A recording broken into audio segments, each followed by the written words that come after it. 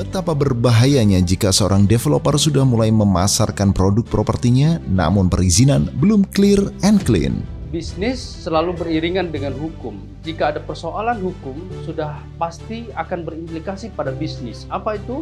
Yaitu bisnis Anda akan mengalami kerugian, bahkan mengantarkan Anda kepada jeruji besi. Kemudian bagaimana cara membeli lahan yang sedang sengketa?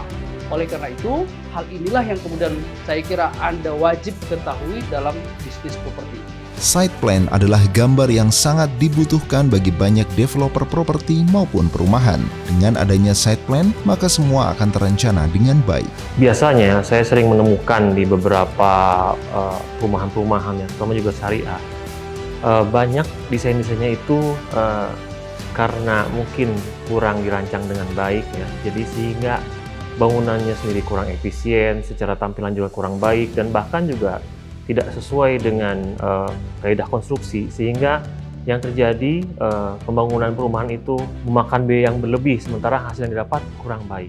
Peningkatan kualitas manajemen dibutuhkan oleh para developer properti syariah untuk menambah kepercayaan dari para konsumen. Total quality management di dalam developer properti syariah yang paling utama adalah kita bisa mengukur, kemudian bisa menilai, kemudian bisa kita mengevaluasi seluruh step proses bisnis kita.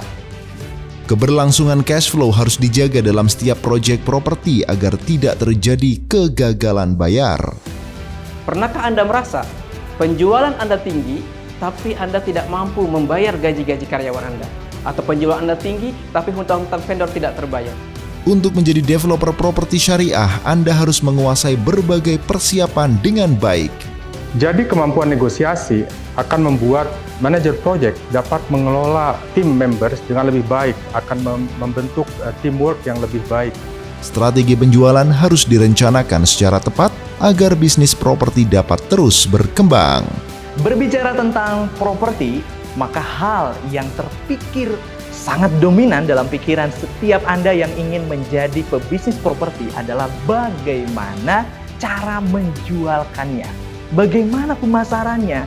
Apakah ada cara yang bisa cepat dalam penjualan dan sebagainya? Dan inilah saatnya Anda menciptakan bisnis yang penuh berkah dan sesuai syariah.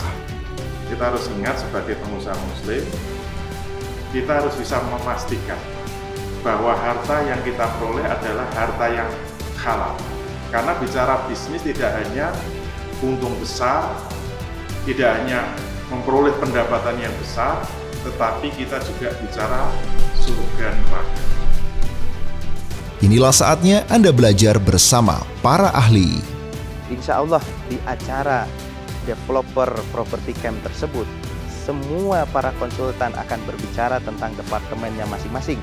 Nah, insya Allah saya akan hadir di dalam acara tersebut untuk mengkombinasikan semua departemen tersebut dalam sebuah strategi, yaitu bagaimana meramu strategi-strategi di departemen tersebut agar proyek kita bisa berjalan dengan lancar. Inilah saatnya Anda belajar bersama para ahli. Daftarkan diri Anda